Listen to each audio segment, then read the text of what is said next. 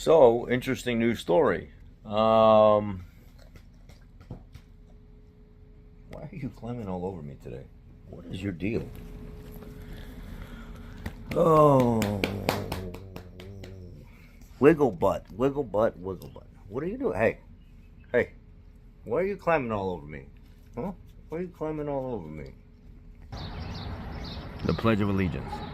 I pledge allegiance to the flag of the United States of America and to the republic for which it stands, one nation, under God, indivisible, with liberty and justice for all.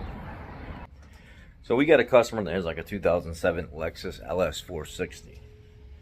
The guy likes to put these big giant, like 26-inch, I think what he calls Vogue rims. But he drives the thing in the city where it's getting beat to hell, right? Dude comes in talking about how some guy down the street diagnosed his vehicle.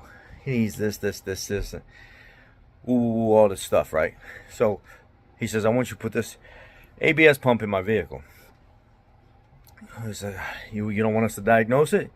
Because if I put it in there and you're supplying the part and it's a used pump, I'm not going to warranty it. And if it doesn't fix your vehicle with this ABS light, traction control light, and all this other stuff on, it's not my problem.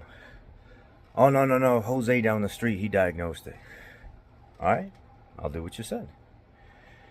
Pays me to put the pump in, right? Couple hours labor, used pump, doesn't fix the problem. Oh, it must be a new pump. We must have to put it in. Maybe that pump's bad. So he goes out and buys a $2,000 new pump, plus pays the labor to have everything installed again. I'm the one actually putting the lines and stuff, because I don't want my guys screwing up the lines going into this $2,000 pump. So I actually went and did it myself. I went out, I said, once you guys get everything apart, let me put the new pump in, let me put the lines and stuff in. I don't want anybody screwing this up. And if something happens, it's on me, it's not on you guys. It's rare to have a general manager go out there and say, let it be my fault, not your fault. But this is an expensive pump. So I go out, put everything together, get lines nice and snug, get everything bled, go through the bleed procedure and stuff. No problem at all, right? Doesn't fix the problem. Well, we need specific software to see certain things that we can't see with the software that we have. So we call a buddy of ours out, pay him $150 to come out, puts a computer and stuff on it, and he says, yeah, he's helping us troubleshoot this thing. And he was like, something's missing here. There's like a communication module or something missing here. So let's go through and let's see what we got going on. Tracks it down to a little white box that's over in the passenger side kick panel behind the plastic. Call up the customer. Oh yeah, I was on some forum, and he says, they said to remove that module to reset this and that and everything else, and then you don't necessarily have to put it back or whatever. It's just like I said, we know what it is. Put that module and stuff back in, go back through, reprogram everything, get everything back online, vehicle works like it's brand new. Customer leaves.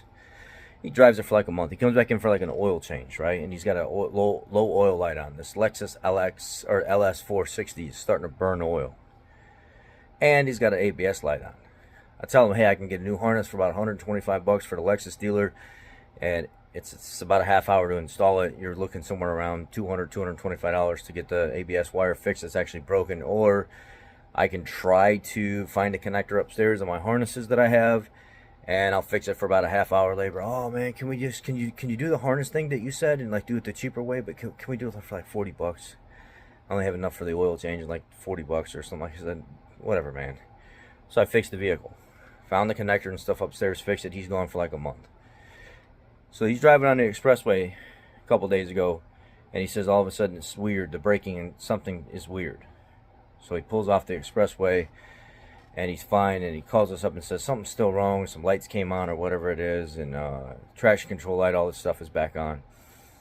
And he says, I want to bring it back into you guys, but the pedal kind of acts weird.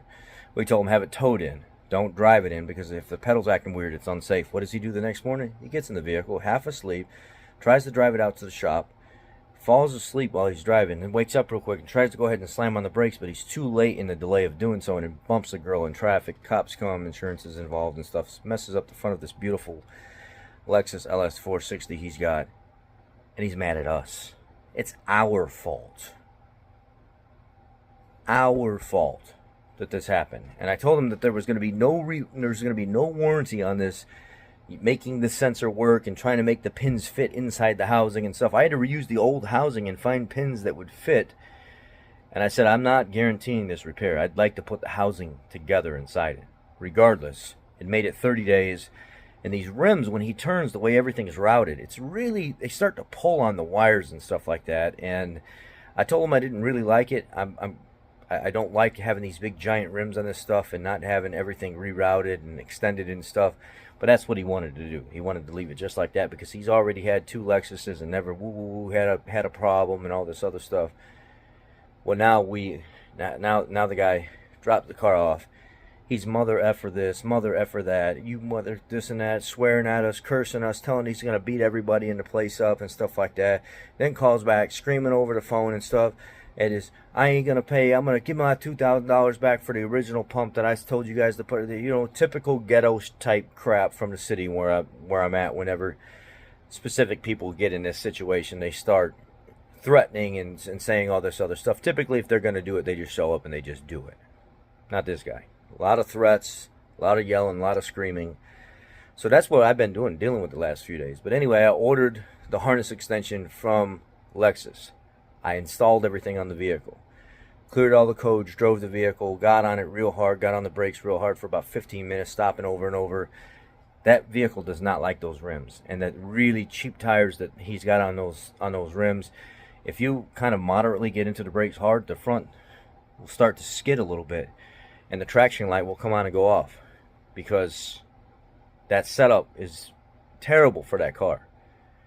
And his whole problem is he's driving on bumpy, crazy roads, and he has these big giant rims and stuff on it. He's using his vehicle for something that's not intended to. Needless to say, when he came to pick up the vehicle, we told him, don't come back here no more. Your service is terminated here. We want nothing to do with you anymore.